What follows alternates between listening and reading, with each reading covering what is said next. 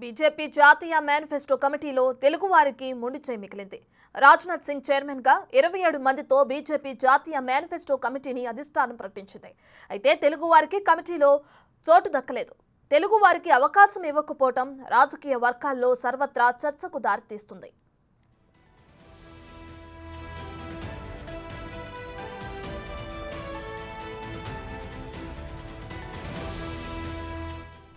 తెలంగాణ నుంచి బీజేపీకి 4 లోక్సభ, 1 రాజ్యసభ సభ్యులు ప్రాతినిధ్యం వహిస్తున్నారు. ఏపీ నుంచి కూడా జాతీయ రాజకీయాల్లో కీలకంగా ఉన్న బీజేపీ నేతలు ఉన్నారు. 2 తెలుగు రాష్ట్రాల నుంచి ఒకరికి కూడా మేనిఫెస్టో కమిటీలో అవకాశం కల్పించలేదు. మరోవైపు ఏమాత్రం బలం లేని తమిళనాడుకు ప్రాధాన్యమిచ్చారు. దీంతో తెలుగు రాష్ట్రాల కంటే బీజేపీకి ఎందుకంత చిన్న చూపు అని ప్రశ్నలు తలెత్తుతున్నాయి.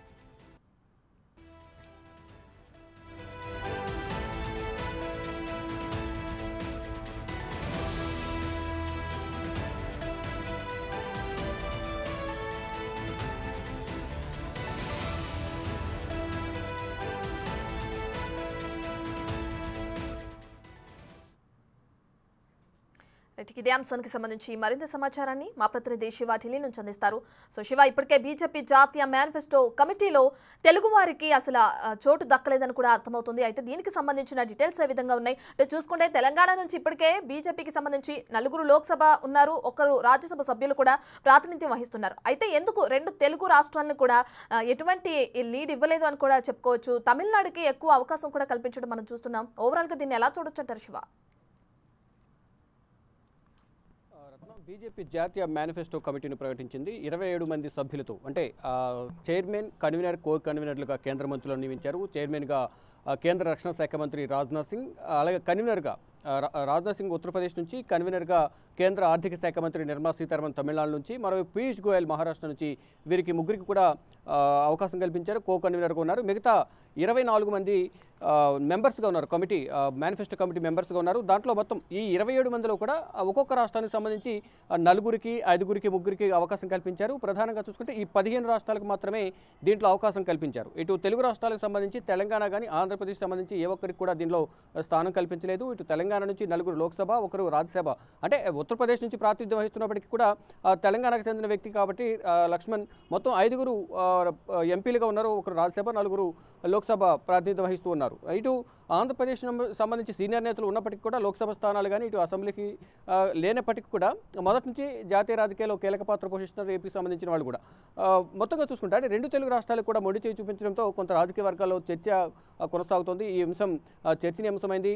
అంటే ఈ ఇంపాక్ట్ అనేది ఎంతవరకు రాజకీయాల మీద పడుతుంది, రానున్న ఎన్నికల మీద పడుతుంది అనే దానిపై కూడా కొంతమేర చర్చ అయితే కొనసాగుతుంది. కానీ ఈ మేనిఫెస్టో కమిటీ అనేది అన్ని రాష్ట్రాలకు సంబంధించి ఉంటుంది కాబట్టి ఎవరికి స్థానం దక్కపోయినా ఎవరు కూడా అసంతృప్తి వ్యక్తం చేయొద్దు. అంటే అక్కడ ఉన్న ఈక్వేషన్స్ బట్టి అందరికీ అవకాశం కల్పించామనేది ప్రధానంగా బీజేపీ జాతీయ నాయకత్వం కానీ ఇటు రాష్ట్ర నాయకత్వం కూడా సమర్థించుకునే ప్రయత్నం అయితే చేస్తోంది. ఇక ఈ 15 రాష్ట్రాలకు సంబంధించి సీనియర్ నేతలు, అంటే ఒకవైపు కేంద్ర మంత్రులుగా ఉన్నారు, మరోవైపు సీనియర్ నేతలు ఉన్నారు.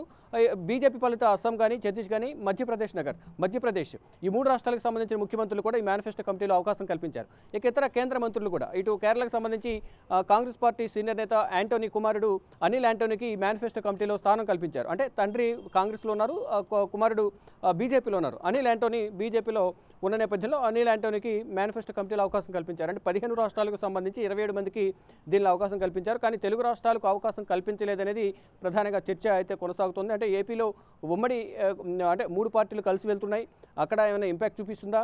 ఇటు తెలంగాణలో కూడా అసెంబ్లీ లోక్సభ అభ్యర్థులను ప్రకటించేశారు. కానీ లోక్సభకు సంబంధించి మోడీ వేవ్ నడుస్తోంది. తెలంగాణలో అత్యధిక స్థానాలు గెలుస్తామనేది తెలంగాణ బీజేపీ నేతలు, ఇటు ఎంపీలు, రాజ్యసభ ఎంపీ లక్ష్మణ్ కానీ, ఇటు సీనియర్ నేతలు కానీ, ఇటు ఎంపీలు, కేంద్ర మంత్రి కిషన్ రెడ్డి కూడా చెప్తున్న పరిస్థితి నెలకొంది. కానీ ఇటు మేనిఫెస్టో కమిటీలో వారి సలహాలు, సూచనలు తీసుకోకుండా కమిటీలో కనీసం ఒకరికి కూడా అవకాశం కల్పించలేదు అనేది ప్రధానంగా అందరూ కూడా కొంచెం చర్చలు అయితే కొనసాగుతున్నాయి రాజకీయ వర్గాల్లో. కానీ ఏం జరగబోతుంది అంటే ఇప్పటికే ప్రకటించేశారు కాబట్టి 27 మందికి సంబంధించిన కమిటీని ప్రకటించారు. దాంట్లో చైర్మన్గా రాజ్నాథ్ సింగ్ ఉండబోతున్నారు, కన్వీనర్గా నిర్మలా సీతారామన్, కో కన్వీనర్గా పీయూష్ గోయల్, ఇతర కేంద్ర మంత్రులు స్మృతి ఇరానీ కానీ,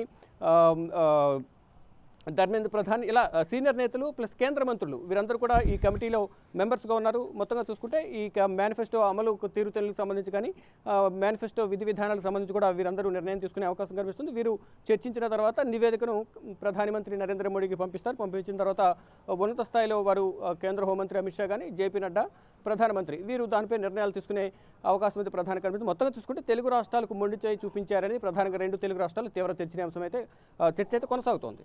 రత్నం right, thank you Shiva, thank you for the updates.